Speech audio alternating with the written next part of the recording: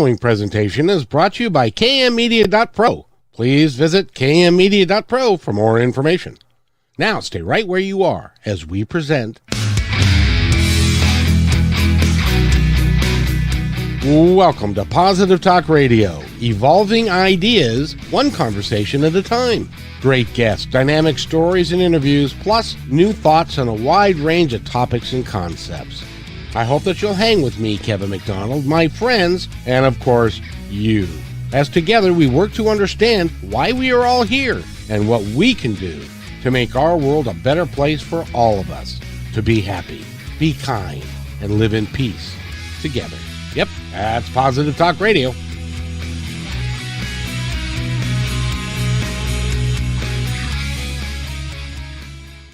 Another episode of Positive Talk Radio. I am so happy to be here today.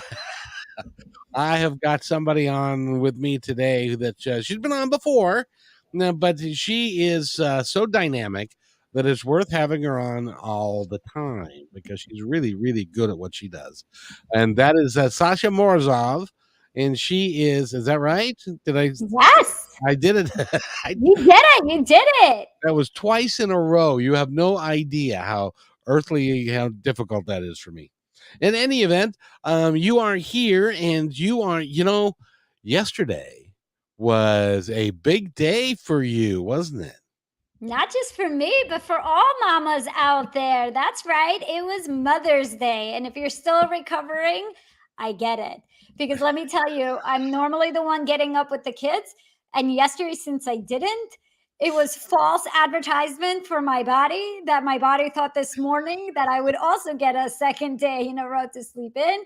Not the case. It was a tough morning getting up this morning. Oh, I'll bet. I have a good friend that she's the mother of 4, and she, as all mothers do from time to time, she felt like she wasn't necessarily being honored the way that she would like to be because she was slaving away making breakfast for everybody, and Mother's Day, that's not a big deal. That's just another day, but she wanted to be. And I think most women would like to be celebrated at least one day of the year, don't you think? Way more than one day a year in my book. I'm just saying, Oh, I know. And so I talked to her yesterday, and she said it was a fabulous day. Her boys made her pancakes, and they had a great morning, and she felt vindicted and was celebrated. Which is what and I would really like to expand it to include. I think we need a grand feminine day, a day that works for all women and celebrate women. We can have a separate day to celebrate men, but I think that because you guys, even if you don't have kids yet or you're not going to have kids, you're still the caretaker, aren't you? Absolutely. And I just want to mention there is International Women's Day on March 8th, which in not even just Los Angeles, in the US, we really don't celebrate to the extent that other countries do. Like for me, growing up in Russia and things like that, it is a very big deal, even now to the Russian community. Like people still buy flowers for women on March 8th, and it's gotten better here in terms of like there's some celebrations in the bigger cities, but yes, March 8th is also a day that better be at least in my partner's calendar to make sure that he is celebrating me just for being a woman. Exactly. And you guys deserve to be celebrated for just being a woman. By the way, I did want to mention that since that you've got deep ties in Russia and in that part of the world, I hope everybody's okay and everybody's going to be safe. Thank you. I so appreciate that. I think the longer a war goes on and atrocities happen across the globe, we kind of tend to shut our eyes. But I for sure try to just stay mindful of any way that we can contribute to bring in more peace or helping the refugees as a result of all of this craziness that has been going on. It's so sad. You would think that by now we would figure things out a little bit better. There'd be a little bit more peace in the world, and just the amount of casualties and lives disrupted is just unfathomable. So, And what's interesting in that part of the world, Russian people exist on both sides of the border, and absolutely. and Of you got course. and you guys are very close to being, really, really, blood brothers, really, in that part of the world, because and so it's hard to understand, but I hope everybody in your world is safe, and that everybody's doing okay. Yes, thank you. I appreciate that. And what's interesting with that is my as we wrap up this part so we can get into the more of the fun stuff and positive talk is the fact that Soviet Union really it only fell apart in the early 90s. So most people were already born by the early 90s, and what that means is most people still look at it in some ways at least that it feels like it's still one in its way. And I know that many countries declared independence, and rightfully so, and all of this stuff. But in a way, where it does feel like a torn family in some ways. I couldn't agree more, and I for one am of the belief that we are all one, and that, regardless of where we live or who we love or what we look like, that we should all be kind to each other, and really be helpful to each other and not hurt each other. And Ugh, that preach it, Kevin. Yes, yes, we need more of the positivity in the world, which is why we're here. that's exactly Hopefully, right. hopefully we can plant that seed for others. Exactly, and it begins with a message, and it begins one at a time, and if we can put this out there, and if people like it, and they share it, and they share our conversation that we're going to have today, that would be wonderful, and I hope people do. Yes, yes, absolutely. So I want to talk about my friend Sasha, because is it Sasha or is it Sasha? I suppose if you're in the Great Northwest, it's Sasha or something. I don't know. Either way is totally fine. Sasha is perfect. And you are, first of all, you are a mother, you are a wife, and you also have a master's degree in social work. Yep, And you worked in nonprofits for 15 years. You're now a coach for women, predominantly mothers, because they have got, I don't know, and we've talked about it before, but it bears repeating. I don't know how mothers put it all together and to survive on a daily basis. It's just beyond me. I'm telling you, we're superhumans. And the Yes, thing you is, are. it's really because I don't know if we feel like there's just no other way. So we just do it. When you're just in it, you're in it. Just like those sleepless nights when there's a baby born. If I had to have sleepless nights right now, oh my goodness, I wouldn't know right from left, up from down. But somehow I did it. And somehow millions and millions of women continue to do it. So I think part of it is that when you're in it, you are in it, which is also why I think coaching is so important because when you're in it, you can't also, in a way, see what's really happening on the outside as well. And having that outsider, having somebody else's like not just opinion but perspective that knows what they're doing can be such a guiding light to just help get out of this reactiveness, get out of this just go go go all the time, to make sure that there's solid foundation in place so that way you are living your healthy peaceful life. And even if it's just somebody that understands you and gets you and that you can bitch to, because we all need somebody in our lives that can give us a different perspective, because we get caught up in our own perspective, and we end up with blinders on a lot of times. Don't you? Yes. Yes. Yes, especially just being heard. Being heard is so important for anybody listening. Whether you have a partner, a child, whoever, everybody just wants to be heard. One of the things I always hear from moms is that, you know, like I'm scared my kid says they don't like themselves. Let's just use an example, right? Or they have no friends, or nobody likes them at school, or things like that. And they always tell me that they're like, no, but I love you, little Johnny, and don't worry, blah blah blah, all of this. And what I say to them is the same thing that I would say to them if they said it to me, which is that you just want to be heard. Little Johnny doesn't need you to tell him that everything's going to be okay. Little Johnny just needs you to sit next to him and say anything, even if it's just, I'm sorry, that's what you're going through. Do you want to tell me more? Exactly what I do for moms.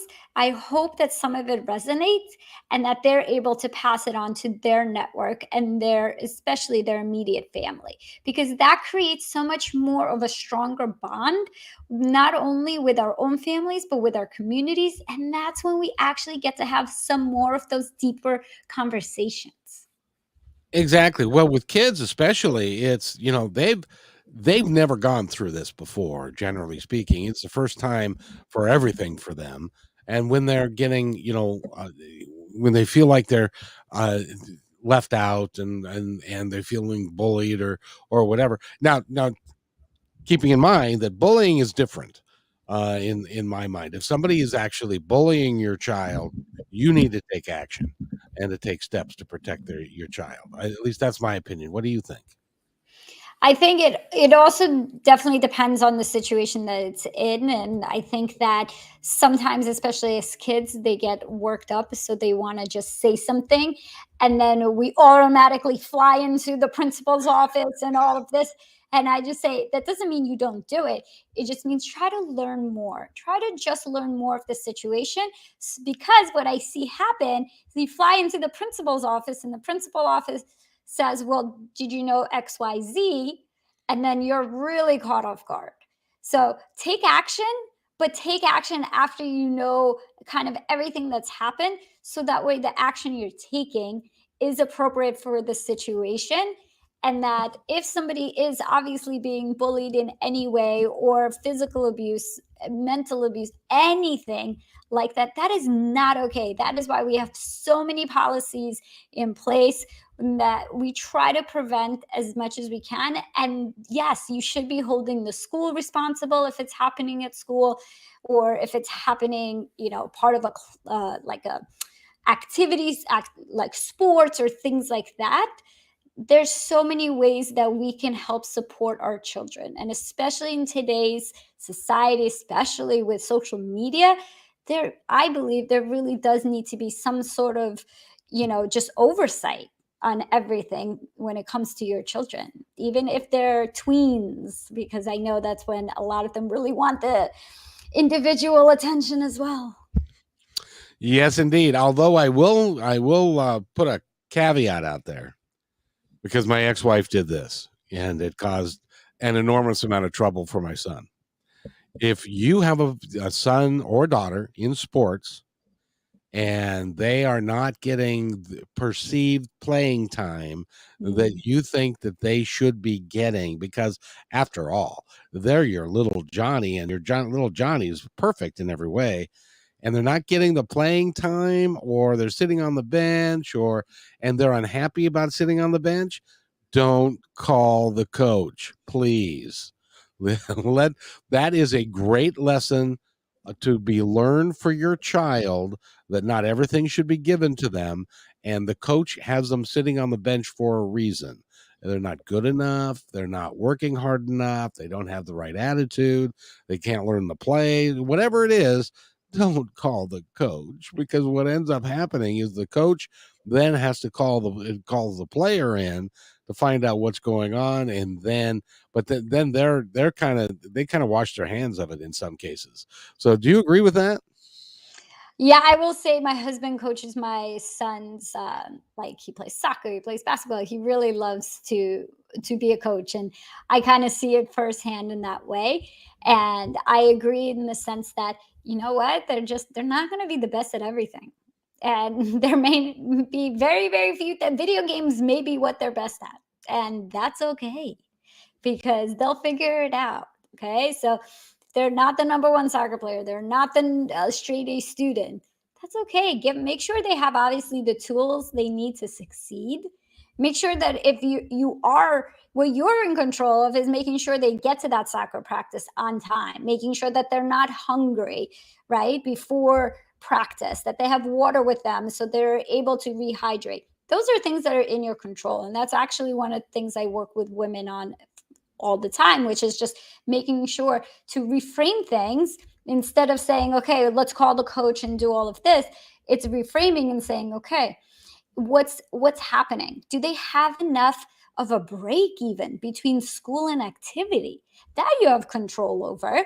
Even if you're not the one that's able to pick them up to give them that break, maybe there's somebody else that can, or you carpool or figure things out.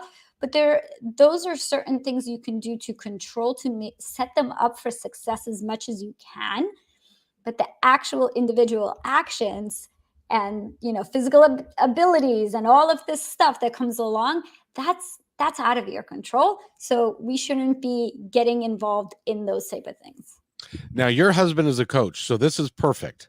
And first of all, I would like to congratulate him on being a coach, because that is a great way to give back to the community. And if you enjoy doing it and your kids involved, I have the utmost respect for anybody that wants to get out there and take their own time and coach kids to do well. And but the one thing that I know it comes to your husband's, in his world, there are people who will put their kids in sports not because the kid wants to play sports, but because mom and dad want him to play sports, because for whatever reason. They want him to get a scholarship in college when he's 7 years old. It's like he's gonna be great, and stuff. So it's also got to be an activity that the kid would like to, or the child would like to participate in and feels passionate about.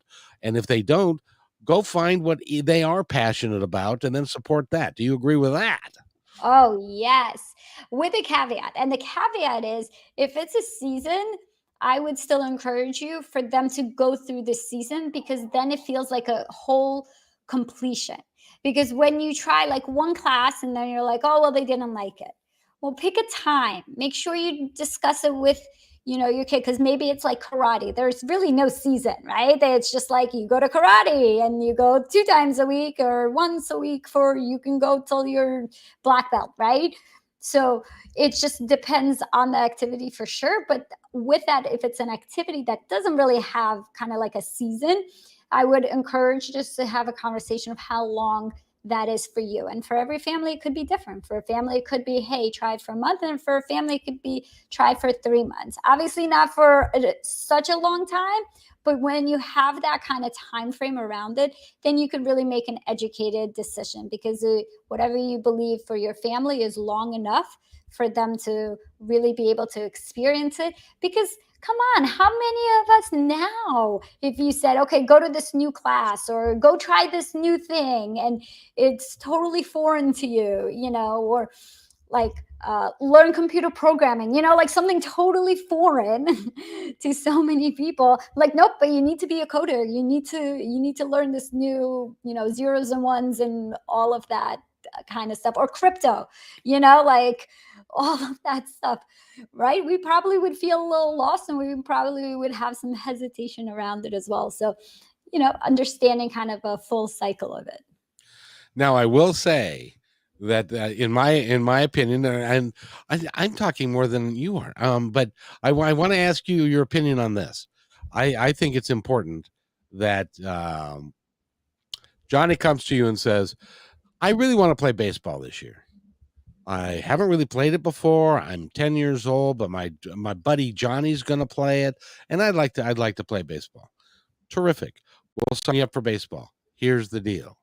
If you sign up to play baseball, you're going to play the entire year, for the entire season.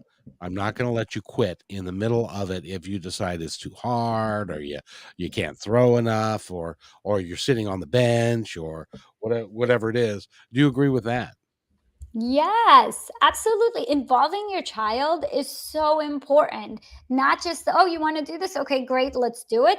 But having much more of that deeper level conversation of, do you understand that this means that there will be practice once a week? Do you understand that this means we have to travel for games? You're going to have to give up half of your Saturday because maybe the games will be far away, or things like that. So they truly understand what they're signing themselves up for. So everyone's on the same page about the level of commitment. Or even saying, you know what, you are already doing two other activities for you. This will be a little too much for us because as a family, we value having time, and having you in three activities will just decrease that amount of time.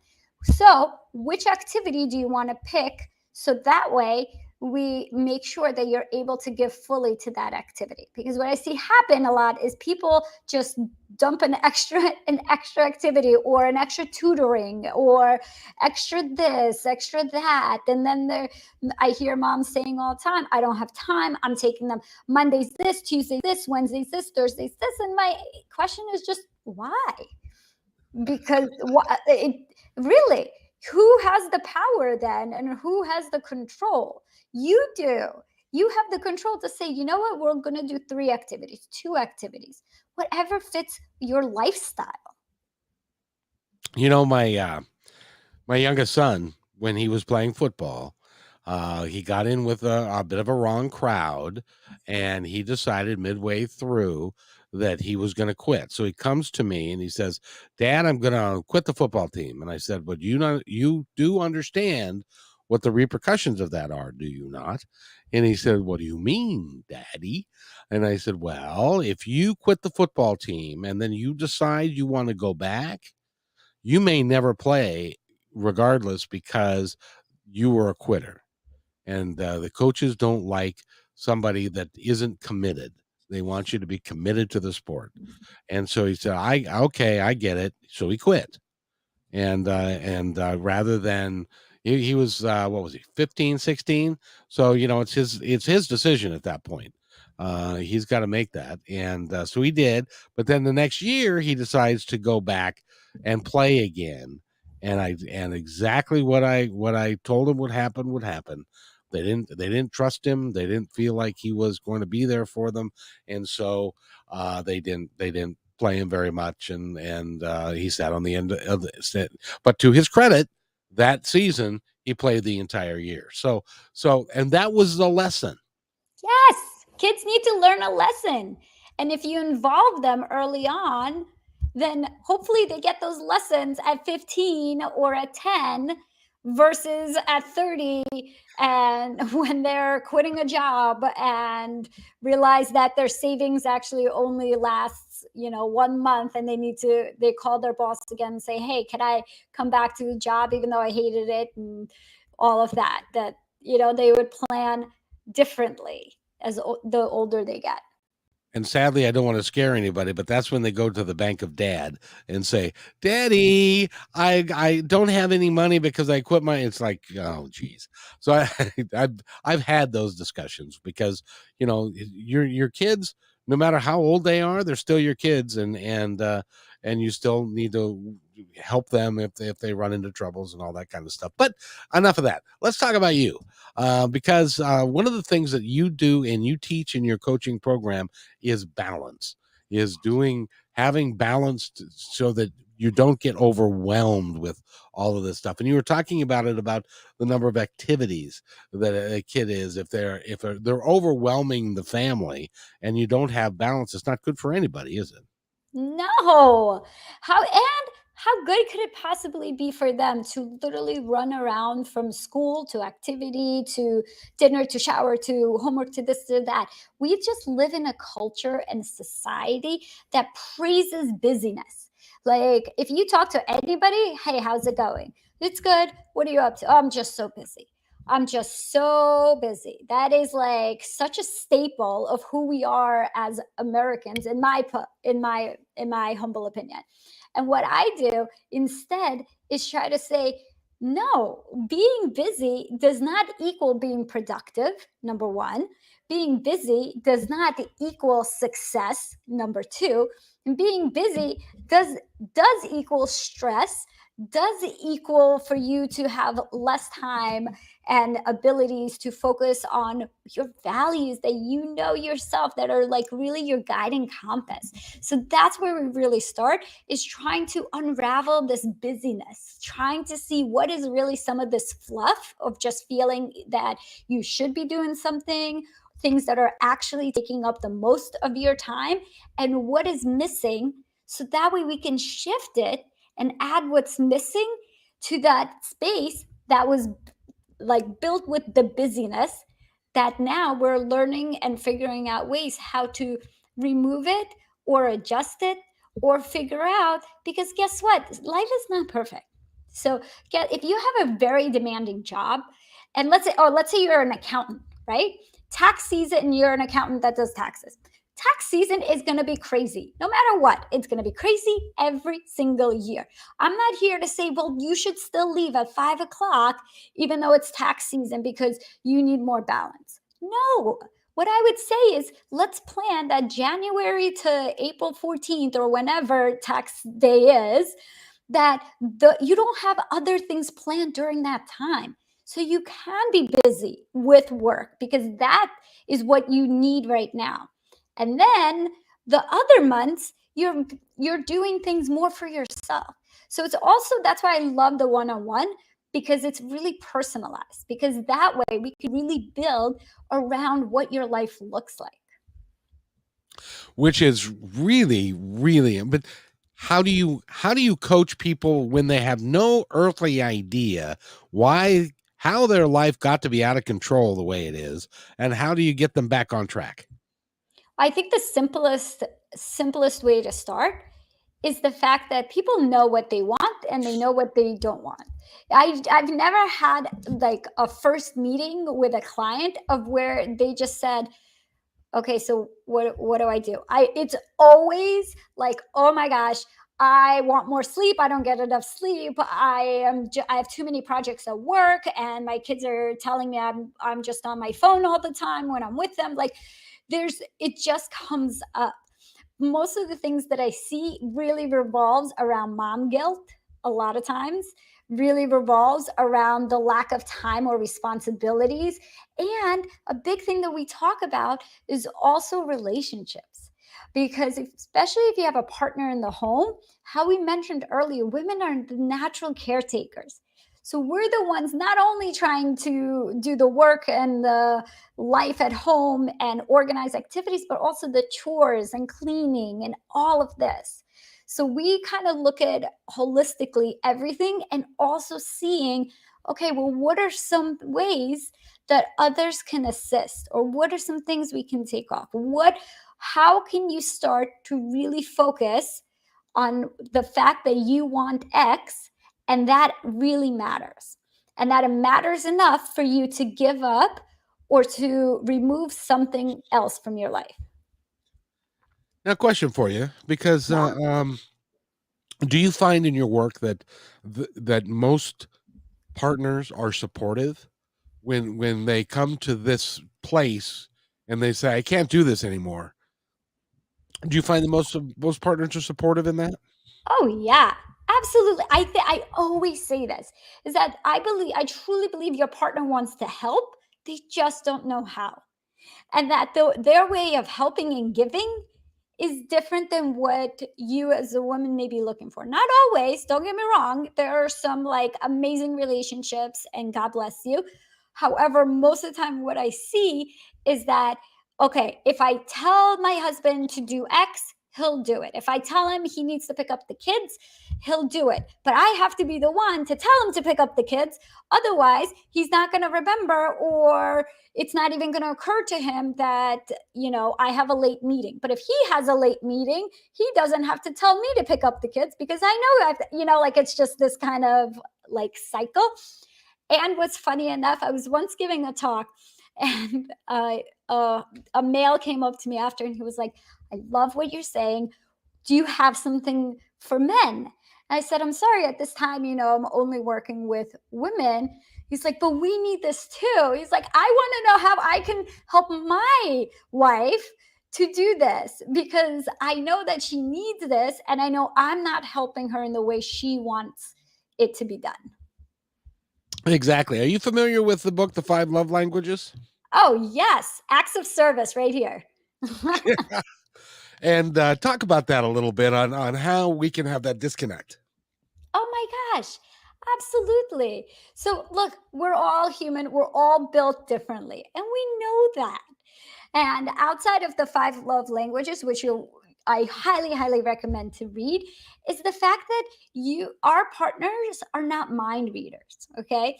They may be used to doing things a certain way. So for them, it might be that, they'll just hire somebody to come paint the house, and they think that that's their way of contributing, when you wanted to do it, paint the house in the way of together, and that it would be a nice project, it's connection for you. Or they'll think that if they just come and tell you exactly what needs to be done while you just really want a hug, that there's a total miss on that.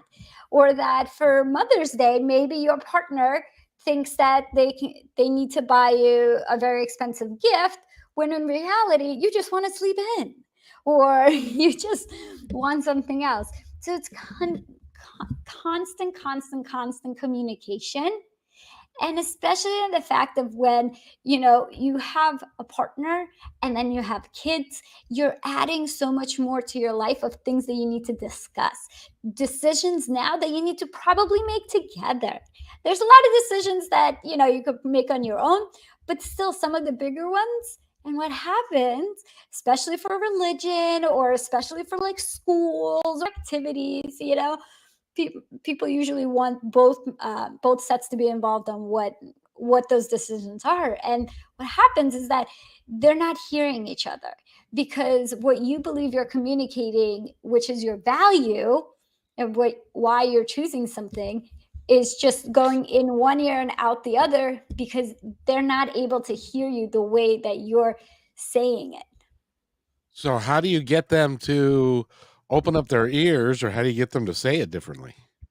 Yes. So one of the things I talk about with clients, or with women in general, is the fact of start small. Okay. If you're going in to talk to them about, like, should we have another child or not?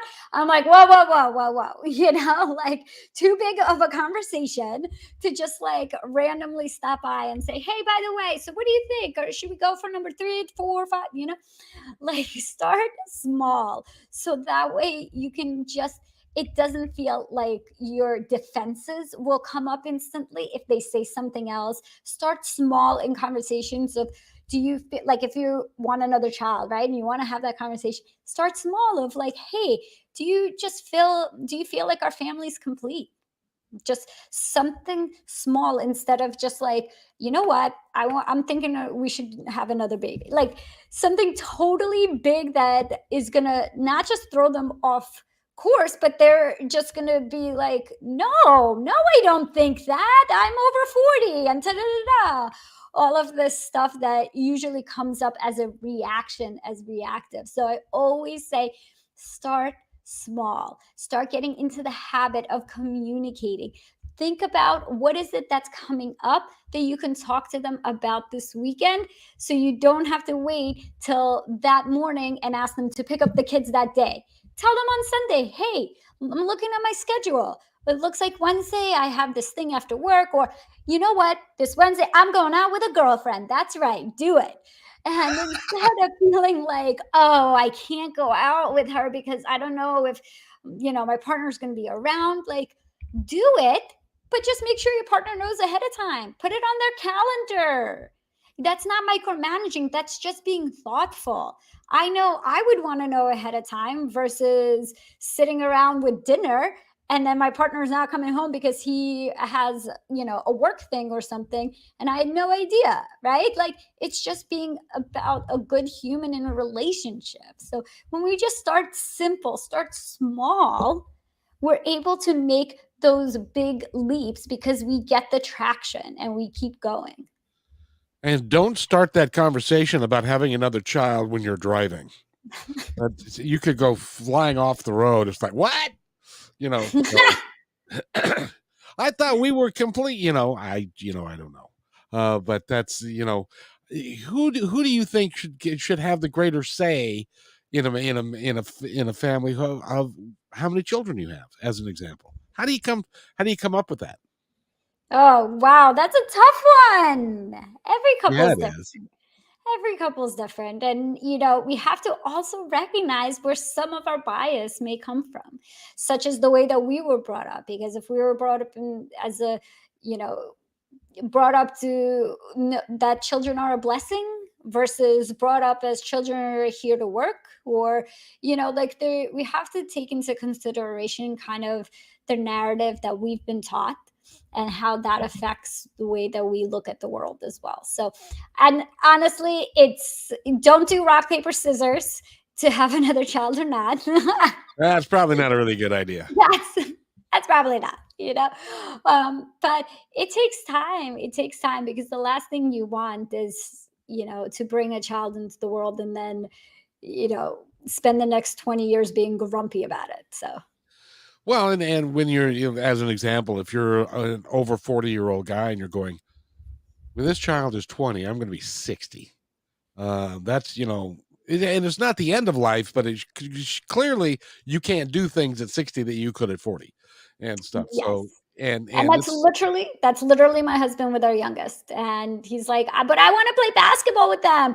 By the time they're 20, I'm gonna be 60 and then I'm not gonna be able to play as good basketball." I'm like, I don't know if that's my first thing I would think about, but you know what? I get it.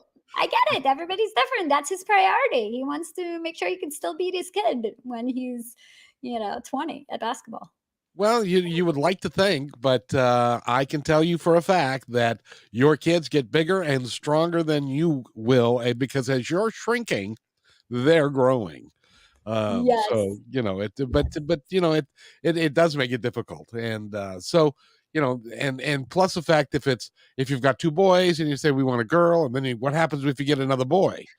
Oh, I've heard that so much. I've heard that a lot. I've noticed, I don't know what it is. Maybe it's just LA, but I've noticed a trend about the three kids, and especially in the families of where they have two of the same. And it's interesting when you're like, "Oh, third, what is it?" And they're like, "Oh, third girl." Yay. You know? I feel sorry for the guys that have got like three or four girls and they were trying for a boy and they never got one, and now they've got three or four weddings to go through and all that kind of stuff. Well, the girls love their dads, so there you go. Well, that is true. I have two boys, and quite frankly, they could really give a rip at this point in time, is provided that, unless they need money, and then they come and see me when they need money.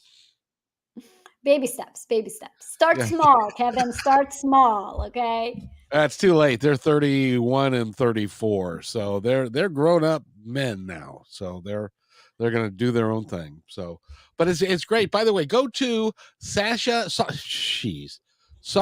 X home at .com, and you can find all about Sasha and what she does and the work that she does. She works predominantly with moms, with women, to help you organize yourself so that you're not feeling overwhelmed, because you was one of them's, wasn't you? Oh, I still am, okay? Let's be clear, right? There is no perfect person. I for sure definitely have laundry that needs to be folded exactly as we speak and all of that other stuff. But the difference is I've been able to truly let go a lot of the expectations, of the guilt, of the, I should be doing this. And just that has enabled me to just enjoy life more, to kind of clearly focus on what is it, who am I think some of the things I've heard, from clients, from others, is just who am I now, because I've just been so busy being busy. And that's where I come in and say, well, let's do that. And guess what, maybe some of the things you loved in your 20s is not going to be the same thing now. I can tell you, I loved in my early 20s, I loved going out at night and like, like hanging out with girlfriends till whenever. And it was so fun and all of this. Now, if somebody's like, let's do a 9 o'clock dinner, I'm like, 9 o'clock, people, come on, It's So, 9 o'clock. It's almost bedtime. right? I'm like, come on. But guess what? That doesn't mean that that's the only way to connect with people, And that's where I really come in and say, yes, you may be longing for, what I hear a lot is like, when I was by myself, I could read a book, I could go hiking and all of this. I say, you can still do that, but maybe there's other things right now just to get back to who you are, you would enjoy more, which is maybe being social. Because a lot of us, because we really see the people we see is like because of our kids, the activities or, family dinners and all of the stuff that like a lot of those social relationships, it takes so much more work because now it's like, oh, well, I don't know if she's free. And then getting more than two people together takes like a month to plan in itself, right?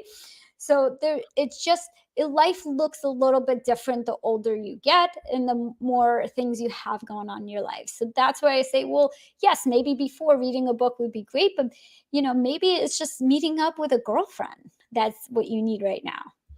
Exactly. That which would be really good. By the way, you need to be careful who does the laundry in some households. Go ahead, ask me why. Tell me more. Tell me more. Well, when my ex-wife and I weren't getting along all that well, and she was off doing some other stuff, and I was doing the laundry, and I opened up the dryer, and her clothes were in the dryer, and a 6-pack of condoms fell out onto the floor. Now, I was fixed about 10 years before that, so I knew they weren't for me. And I'm just kidding, and that's a true story, but I'm just joking in that respect. But anyway, by the way, we're talking with Sasha, and you are adorable. I just love your work, and I love your excitement and your enthusiasm and all the things you bring to the table. And I want people to work with you. How does somebody do that? Oh, you're too kind. You're too kind. If you are a working mom and some of this is resonating, if you're feeling like, yes, I have an endless to do list. Yes, I am over my head with everything going on. And I'm trying to figure out who I am. Head on over to sashaxhome.com and you can schedule a free consultation. Let's talk. Just trust me, connect with me. I can help you. We can do this together. You can get back to being the driver in the driver's seat of your life. Let's do this. Let's do it today. It is so important. Your life isn't. The longer you wait, it's not going to get any better. So you need to fix it now, so that you can actually. The other thing is, Sasha, is that if you're tired, if you're overworked, if you're stressed, even though you're taking the kids to the soccer game, you're grumpy. Of course. Absolutely. And what do And your kids see? And we always say, oh, but I need to do this for little Johnny because, then he'll be happy, but then you're miserable the whole time. Come on. Who's benefiting from that? and that makes little Johnny miserable. And so he doesn't want to do it because you're miserable. And then, so you need to have the balance so that you can do the things and be excited about life again. That's what you help bring to people. Yes, redesign your life. Let's redesign. Let's get back to who you are and who you are today. Because I'm telling you, maybe some of the things that what I see a lot of women say is like, but I've tried and I failed, or I've tried to do something. And I say, yes, because you probably were trying to find and do things that worked for you 10 years ago. Because maybe that's the last time you actually were taking time to focus on yourself. And just like now, we wouldn't think twice about investing in an extra like kid activity for our kids or that extra tutoring or maybe that like management course at work to be a better manager. Why do we think twice about investing in our personal development? We should not, because if you can't be okay with who you are and be growing and liking life. This is this can be such a miserable life if you hate your life. Oh my gosh, yes. And I'm telling you, it doesn't matter like how rich, how poor you are, or anything like that. Being happy makes all the difference. There are some people I've seen that have very little, but their outlook on life is amazing. And some people that have a lot and their outlook on life is awful. And where does that get us? Let's focus on ourselves. We deserve it. Don't we deserve it? If it's not us that deserves it, who deserves it? Because if we say our kids deserve to be happy, don't you want your kids to be happy? Well, wouldn't this actually in turn make your kids happy because you're able to focus on yourself and they see that you're investing into who you are? And also who they are. They're not interested so much in what you can give them. They want you. They love you and they want you at your best. And the best way to do that is to be stress free. Okay, there's no such thing as stress free, but to reduce your stress, organize yourself, organize your time, and you help people see how to do all of that. Yes. I'm not here to say you will never have a to do list. And I'm not here to say you will absolutely have everything done on your to do list. What I am here is to organize and make sure things on your to do list actually need to be there and that you have a plan for each one on how to get there. So that way you're set up for success and you're going through life making incremental changes and setting yourself up for further and further and further progress. Well, it's interesting. You say in your work that you help people get ahead of their to-do list, Yes. which is really so important. I'll give you an example. I was having trouble sleeping last night because I was thinking, well, I've got his podcast at 9 o'clock. I've got a podcast with Sasha at 2. I've got another one at 3, and I need to give them this, and I need to send them this information and do this. Had I done it yesterday, I would have been, oh, it's all done. I don't have to worry about it. Now I can go to sleep and have a nice, relaxing evening. And instead of, okay, I got to get up at 5:30 because I got to get this done. And so getting ahead of the to-do list is a big deal. Yes. Yes. But when we're so stuck in our reactive, we can't even see that up ahead. And that's why working with a coach, I believe, is so important. But don't get me wrong, some people can do it. Some people are like, cool, I just need to do this, this, and get it done and move on. But I believe we all need a little help sometimes. Not just we need a little help, it's better for us. That doesn't mean that the strategies that I work on with women means that that's the only thing we do every single week. Is that we just see, hey, did it work? Why didn't it work? What could we do different next time so that way we can increase the chances of it working? And then when you feel like you're in a good groove, then we can focus on something else. But it's just the fact that we take the time. We take the time to figure out what works for you. So maybe Kevin, for you, doing the list last night would have worked, or maybe getting up early is an option. But if you're waking up and saying, "Oh, I can't believe I like have to wake up early and didn't sleep," then maybe tonight taking a look for tomorrow would probably be helpful for you. You, my dear, are absolutely correct. Because I was thinking to myself, well, you idiot, why didn't you just do it last night? Then you didn't have to worry about it anymore. But for some reason, our in our mind, we're going, well, I got to do this tomorrow, and I got to do this. Then you can figure it out. But sometimes you need somebody outside of yourself to be able to say, well, why couldn't you do that last night? Well, because well, I don't know. I didn't think about it. Well, if you'd have thought about it, then it would have changed the dynamic of your entire day. Or just then thinking ahead of time is that, like for you, if you're doing these podcasts pretty often, right, on a regular basis, just taking a look for the week and just scheduling out those emails. So you can just hit delay on when it gets sent out. So they get sent out and you just get them all done in the beginning of the week. That's another option, right? Like it works differently for each person. See, there's a delay on my email that I can schedule. I didn't know that. So see, that's why you're educated, and it I'm learning this shit up as I go. Stuff up as I go. So, in any event, we've been talking with Sasha, and you are an amazing coach, and you're a wonderful gal, and you have an open invitation to come onto my show anytime you want. Oh my gosh, that's such an honor. And I so appreciate that. I love our conversations. It's always such a good time. And I don't know about you, but after this, I feel energized. So I'm ready to go. And that's kind of what one of the things I do with women is I hear them say, like, oh, I don't know if I could fit you into my schedule.